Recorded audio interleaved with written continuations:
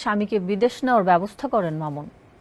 এরপর প্রবাসী স্বামীকে জিম্মি করে দেশে থাকা স্ত্রীকে ভিডিও কলে নগ্ন হতে বাধ্য করেন। এক পর্যায়ে দেশে এসে স্ত্রীদের ধর্ষণ করেন। এভাবে চলতে থাকে দিনের পর দিন। যখনই স্ত্রী বেঁকে বসে তখনই বিদেশে স্বামীকে নির্যাতন করা হয়। এরপর স্ত্রী আবারও বাধ্য হয় তার কাছে যেতে। অভিনব এমন ব্ল্যাকমেইল নিয়ে আলামিন ফুরকানের প্রতিবেদন। বিস্তারিত জানাচ্ছেন সাইদ রহমান।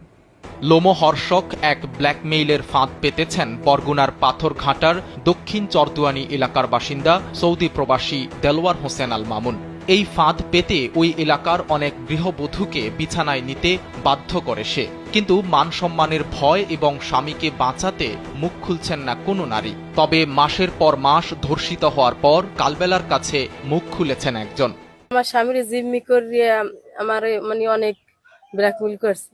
করার পরে আমি আমার স্বামীর বাঁচানোর জন্য ও যা যা কইছে আমি ওই কথাই রাজি হয়েছি। আমার স্বামীর মারিয়ে ফেলাইছে, কপিল দ্বারা তারে ইনজেকশন দেবে, তারপরে ওই দেশের জেলে আটকাই রাখবে, এইভাবে আমার ভয় দেখাইছে। আর আমার স্বামীর আকামা এরপরে পাসপোর্ট এগুলো যে কথা না শুনছি এগুলো ও আত্মসাৎ করছে।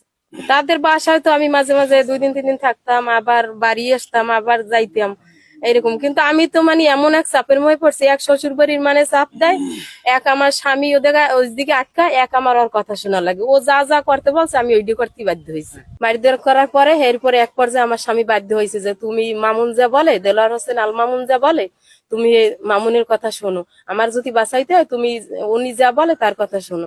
তারপরে হইলে আমি আমার স্বামী যখন এক পর্যায়ে তার জীবন বাঁচানোর জন্য আমার কাছে এই কথা বলছে, আমি তখন দেলোয়ার হোসেন আল মামুনের বাসায় গেছি চরদুয়ানি।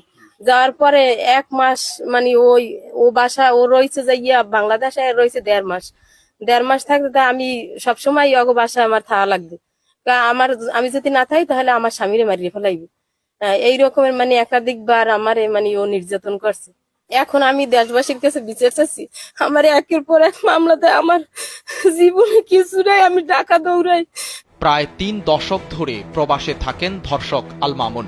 সেখানে অর্থবিত্তের মালিক হওয়ার পর থেকেই এভাবে গৃহবধূদের টার্গেট করে আসছেন। গৃহবধূদের সঙ্গে তার অন্তত ডজন খানেক আপত্তিকর ভিডিও কালবেলার হাতে রয়েছে।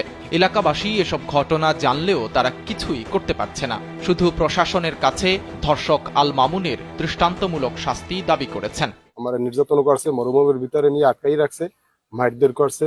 ওর ওখানে অনেক লোকজন আছে, ও বিশাল ওখানে ক্রাইম করে। ও সময় তো আমার জিম্মি করছে, আমার আটকাইয়ে যে যখন নির্যাতন করে, তখন একটা মানুষ যদি নির্যাতিত হয় তখন সে কিনা বলেন একটা লোক যখন নির্যাতন করে, আটকাই যখন মারধর করে, সে কিনা বলে তার মধ্যে তো সবকিছুই বাইরে সম্ভব। আমি মায়ের সইতে না পারি, আমি তো কথা বলছি, ঠিক আছে। এই দেয় যে তুমি ওজা বলে তাই শোনো। ও একটা লুচ্ছ টাইপের লোক। কেমন লুচ্ছ, এই যারা প্রবাসে যায় তারা তো তার সামনে সে একটা মালিক, তার দ্বারা ওই কথাবার্তা বলে, যার বউ একটু সুন্দর দেয় হ্যার নাম্বার গো নেবে, নিলে হ্যার একটু ভালো কাম কাজ দেবে, আর যার বউ শুনবে হ্যাঁ সেই দিয়ে বউ দেখো লাগতেই পারি দেবে। এটা তো সবাই জানে এলাকাবাসী যে আসলে একটা প্রতারক। এই দেশের প্রতিটা অলিগলি তরে বিচ্ছে।